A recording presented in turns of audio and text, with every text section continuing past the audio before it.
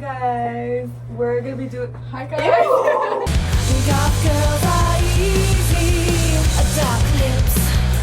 We're gonna be turning me goth today. Today is my goth Kiki. Tell them why you're goth and what type of goth are you. Other types? You're putting me on the spot. Hold on, I need to itch my life. I don't use labels, but I guess you could categorize my style as either trad goth or mall goth. It's like a mix between the two, as you can see. This is what we're gonna do is put me in the outfit. So the next clip will be me in the outfit. Yeah, look. Whoa! Wow! You can even see the bottom. Hold on. Wait. Wow! Oh my The god. outfit is on. You're not supposed to like rub. Okay. Oopsie. What are we doing now? We're gluing her brows. Oh, That's why are you doing it so much? Just wait. Trust. Trust my process. I have to make it like a straight face. What do I do? I should have got. Do you have alcohol wipes? Because I was like supposed to get that, but ugh. I need like something to clean the glue around. So right now, oh my god, Hi, Diva. we laid down her brows. Apparently, I have really long brow hairs. Yes, but listen, everything is always possible. So right now we're gonna get to work on the brows. We'll be back with you in a moment.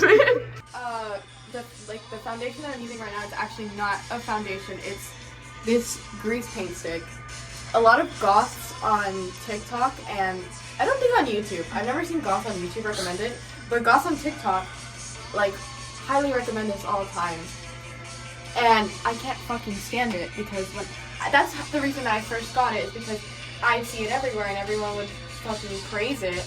And when you set something like this in a setting powder that's pressed like this one, this one's brand new, but I had one before where half of it had grease pan, which is where this makes all the makeup clump up together and it's not usable anymore.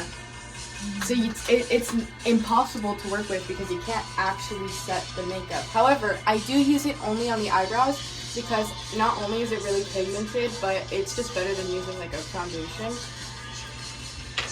And with that, it's easy to set with this specific setting powder because it's made by the same brand.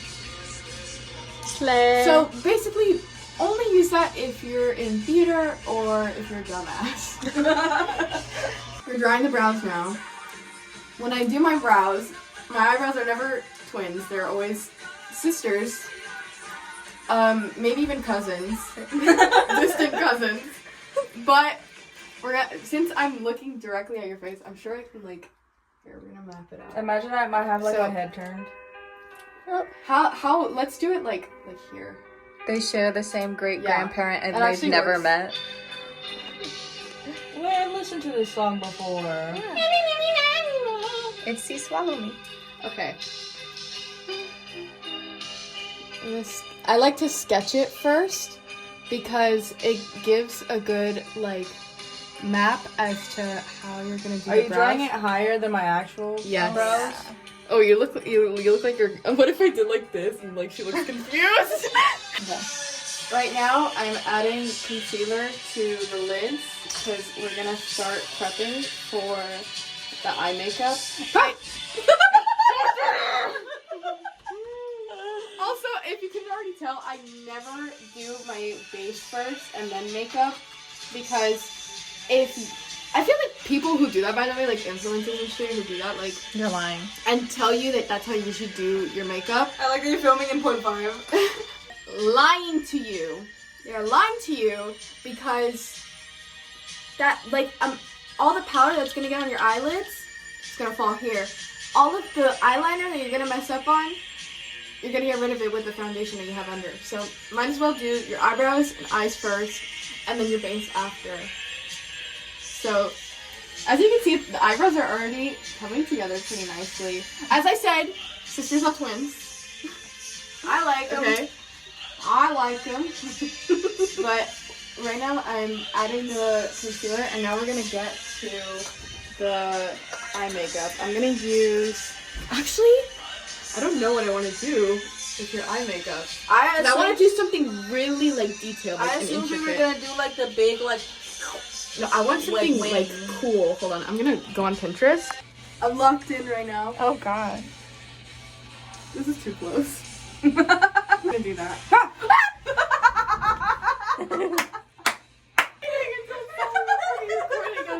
Do that. This is Emily the Strange Sabbath, and it says, "Who is Sabbath? The resident rebel. Sabbath is the rough and tough." You're reading the thing. The fuck is so funny? I didn't know you were gonna read it. Resident rebel. Sabbath is the rough and tough member of the Bad Kitten Club. A trouble seeker with no boundaries, Sabbath has a notch on his right ear, sometimes bandages, and a bent whisker that resembles a lightning bolt. And it's right there. I painted a coaster with this specific cat. She has four different cats. Ah! So what are we doing now? We're doing the eyeliner. In the picture, it has very like not super. It's actually not as intricate as you might imagine. It's pretty simple shapes. Are you gonna draw the cross on me? Do you want it? Do you want it? Are you dying for it? You're asking for it. You want it? I don't Because want you're it. asking for it. You're dying for it. I noticed in a lot of goth fashion, there's a lot of like. You say it like a nerd. That's not how to go with fashion. Like a lot of like cross motifs. Would you Absolutely. explain to us what that is? You know what? I don't know who was the first to start doing that. Like I Gothic think architecture and stuff, it was very popular in Europe in the Middle Ages, you know, when like Black Plague was going around, and it was on like churches and everything was religious back then.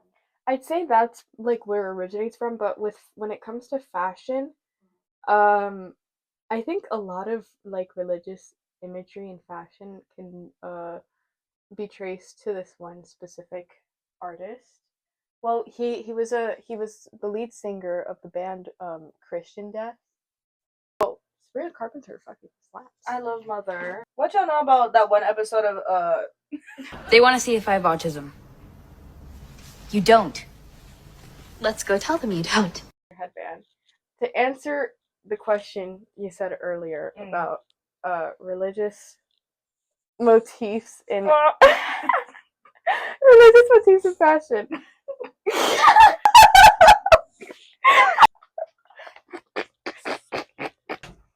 Religious motifs in goth fashion, like I think you can credit a lot of artists for that. Like a lot of like for example like Bauhaus and like Susie and the Banshees. Susie and the Banshees, like Susie Sue herself was pretty influential in goth fashion. But when it comes to religious imagery specifically, I'd say Roz Williams from Christian Death is like the guy who like popularized it, because the band made their debut album. What's their debut album? Like Theater Pain. And I really hope I didn't say the name wrong. I feel like fans are gonna attack me. And majority of the album is known for its like very distinct religious imagery, because it's meant to be like mocking religion, because Roz Williams supposedly had a lot of like religious trauma and he wanted to put that in his music. And actually something pretty interesting that I want to point out, because I feel like you have to talk about it if you're talking about Christian Death. Their most famous song, which is from that same album, Romeo's Distress. Roz Williams is a white dude, before I say this. why? The first lyric is has the N word with the hard R. Oh wow. Okay. Because in 1983, the way that we combated the KKK was making a song being like, you know, like the religious hypocrisy about it and everything, and like talking about it, mocking them, but also putting the N word. No, guys, please. I was just mocking them. I was just mocking them. Come on. People defend them so hard, like hardcore. Like there's Christian death bands like me who just like the music but acknowledge the like the past. But there's hardcore Christian death fans who like really want to defend that, and they don't realize that even back in 1983, Roz Williams's like art and music, and even saying the N word in the song, was very controversial. Like, because he played into shock rock, you know, like how there's like shock humor. There was shock rock where like people would like cut themselves on stage and shit like that. Like it's meant to be shocking. It's meant to make you go like, what the fuck? So it's meant to make like a statement, and that was pretty popular. He also used a lot of Nazi imagery. Yeah, a lot of goth bands, I'm pretty sure, did that. Like I know Susie and the Banshees. Do they say why? I think it was meant to just be like ironic. Well, in my personal opinion, I don't think that's what you very- should use it's for very- irony. I sorry, you're not supposed to pronounce the R. I apologize. Irony. Why did I just pronounce the R? Irony. Sorry. I'll put the picture on screen, but I've worked with God, I forgot what it's called. It's like that putty. Oh my god, I almost spilled my eyeliner. Scar wax? Yeah, Scar Wax. I've used Scar Wax before, and it's so fucking hard to work with because it has that same effect with like grease paint, where like it'll give your like if you try setting it, it gives you grease pan, and sometimes it's really hard to blend it into your skin without it like clumping up and stuff, and like the paint might be hard to like cover it like with face paint or like foundation. I think practical effects in like horror films specifically, like I think it makes them better. it makes them 10 times better. I watched a documentary on like some of the famous like slasher movies, like for example like Nightmare on Elm Street. The scene where I think it's like one of the first deaths that Freddy Krueger does in the movie. They're like spinning around in like a room, and basically they had to like suspend like a room midair, so it was like a box, and they like would like flip they it actually over. spun it. Yes, and they'd like spin it and like spin it around. It was so cool to see like throw up. like honestly, I think I don't know how many takes it would have taken. Like they did. Don't use CGI. It makes it look Where? way cooler. No, sure.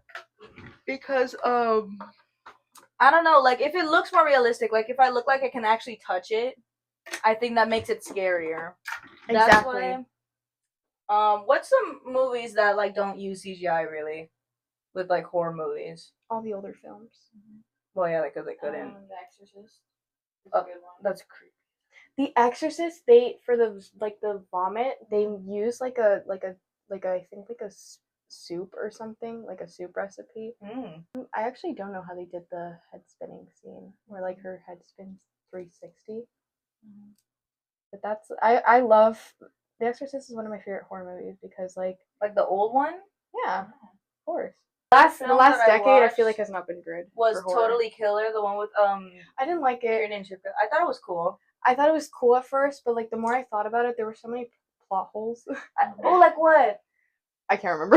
I think one of the biggest plot holes is like when the mom grew up. How did she not remember? That's what I'm thinking. How did she not ever like realize that looks exactly like her daughter? Especially since they had pictures of it. Yeah. Okay. It took me 2 hours to do this because I'm a bit of a perfectionist, and I'm trying really hard to just live with it. Hold on, I need to clean So up what's the rest of the face that we're doing? Is it now just my base Yeah. that we need to do? Yeah. Oh, okay, so then we're almost done. And lips. And then this cross thing. Are you gonna do like the lips? Because in the picture she has, it's like very Yeah, pointed. I'm gonna do that. We're gonna do the pointy vampire lips. So for the foundation, we're gonna use LA Girls Pro Coverage White Foundation. This foundation, so good.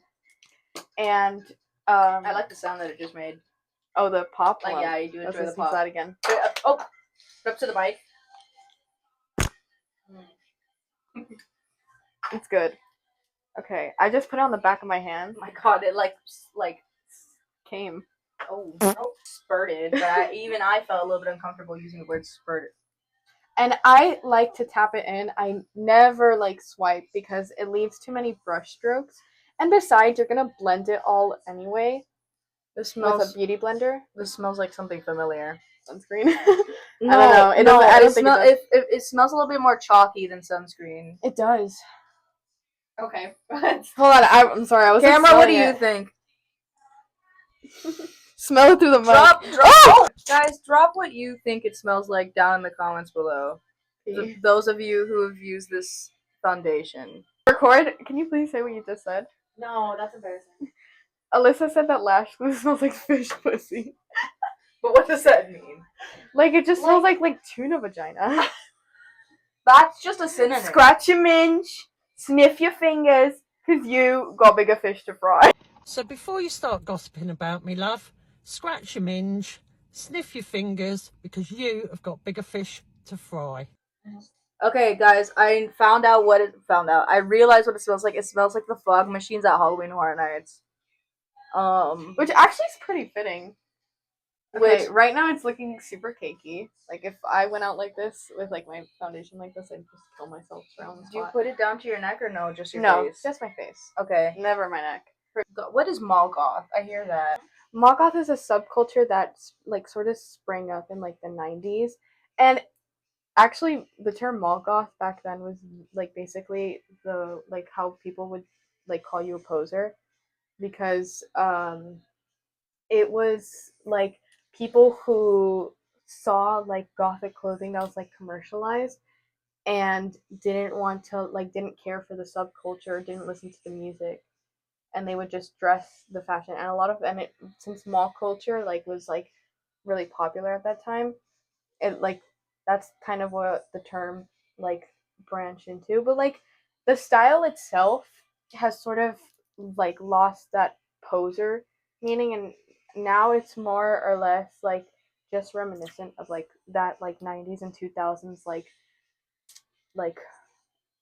trip pants and like manic panic red dye. Do you think for someone to call themselves goth, they have to dress the fashion and listen to the music, or can they just do one? The music is fine, and also like goth is very much rooted in like punk politics and like ideologies. Mm-hmm. So I feel like that's also incredibly important. But you don't have to dress goth to be goth. When you say like ideologies, like what do you mean? Like, I feel like I'm interviewing you. like this is really ideology. Yeah. Progressive. Or like anarchism actually, because a lot of punks are anarchists. Like, you know, the anarchy symbol that's popularized by punks.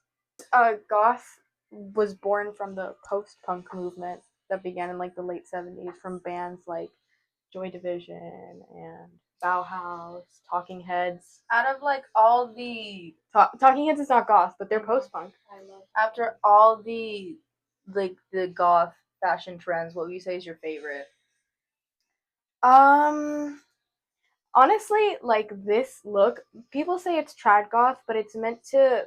I feel like it's a modern interpretation of how, 80s goth makeup, because in the 80s it was less about black and it was actually a lot more colors that were incorporated in different kinds of like laces and fishnets and patterns. But with the makeup, it was like fairly minimal. There are some people who wore white face. I think the only like one of the first artists that I've seen, or like one of the first goth bands that I've seen like incorporating white facing in like white face paint into their work is the band Specimen. When it first started, I'm sure it was probably just to look like have that dead look, but it's also meant to be like, oh sorry, I like blue. Goth stereotypes. I don't get stereotyped often, but I think Satanism is like something that a lot of people think is associated with being goth, and like honestly, not at all. I don't know where people get that from. I guess it's because the Satanic Panic was happening around the same time that goth culture was like on its rise, and I'll fix that.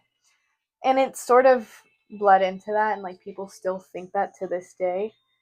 Like, I don't know if this is right or wrong, because I know with emo people, I mean, I guess it kind of makes sense for emo people, but the stereotype is that there's like a lot of like suicidal ideation when it's. Oh my god, But people! yeah, like goth. I was too, gonna mention right? that people love to think that it's like, oh, you're goth because you're depressed, you're goth because you're dark, you're goth because I was depressed before I before I started getting more into the subculture. When you were, I think you're most depressed. Your room was still all pink. Bro, you were Yes. Hello Kitty. You were like pink And Chapel Rome. Like, people associate you wearing the color black with you slitting your wrists, which is just stupid. It's stupid.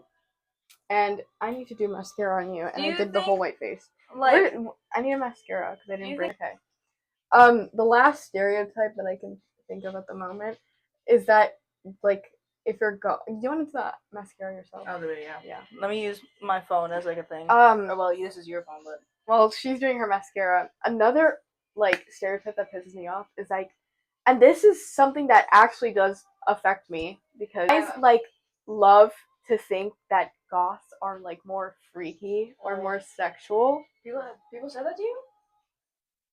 More guys. bro, all those guys that are like, I need a goth girl. Oh yeah, I need a What goth do you think- mommy. What do you think I they're need a talking thick about? thigh, Yeah. big titty goth mommy. Like, But You need therapy. like the goth that they want isn't the goth you are. Exactly, because like what they have in their head is It's like a picture I'm gonna put on the screen when I'm that. what they call goth is like an e-girl. Yeah, and even when they do consider this, it's all like just a sexualization. It's awful. Like we're not a porn category, okay? We're just a group of people who just like music and dance kind of funny. There we go. so Kiki, when did you start getting into the subculture and stuff? Like what I mean, era of your life? Honestly, like I always listened to goth music, even as a kid. I was always like the kid who listened to 80s music, but I never thought it was goth music. I was just like, it's just 80s music. But like I listened to a lot of new wave, new romantic, and like some gothic rock, like post punk. But like in a mix of other like 80s pop. So like that's how I would just label it. I was just like, oh, I just really like 80s music. My sophomore year of high school was when I started getting more into the subculture. I started like incorporating more goth clothes into my wardrobe, and then I think what was it that last summer I like donated a bunch of clothes that I didn't wear anymore, and now my closet's like all black. But that's how I got more into the subculture. But I always listened to the music. I just started learning more about it. The 50, and then I have Girl. Contour is looking snatched. Wait, I think it's good. So then we need jewelry. I don't want to blend it too much because I want it to be dramatic. Then we need jewelry, and then you guys need to like zhuzh my hair. Yes. Wait, look straight at the camera. Let's do Is she fierce? some angles. Is she fierce, guys? It looks so good. You look like a whole new person. Thank you. I think that's the point. But like you really like it looks nothing like Guys, yourself. also Kiki's been wanting to do this for like the last 3 years. Not that long. Like 2. We're in her bathtub right now, and we have Goth Queen in the back closing the door. There's an ant on the wall. Oh, she wants to make Hold another on, TikTok. I'm staring at the ant. The ant flew. She just ate the fuck up in her TikTok. There's more ants coming in. There's two of them. There's 3. Hello. There's 4. I'm straight up just gonna tag you. Big ass light. I don't know any more goth songs. What do I do? You gotta do one to Bauhaus. Yeah, and Bella Lugosi's dead. Yeah. Bella Lugosi's. Oh, hold on. Acapella. Bella Lugosi's dead. or some. I don't know. Hold on. Hold on. Oh, I accidentally pressed on a button.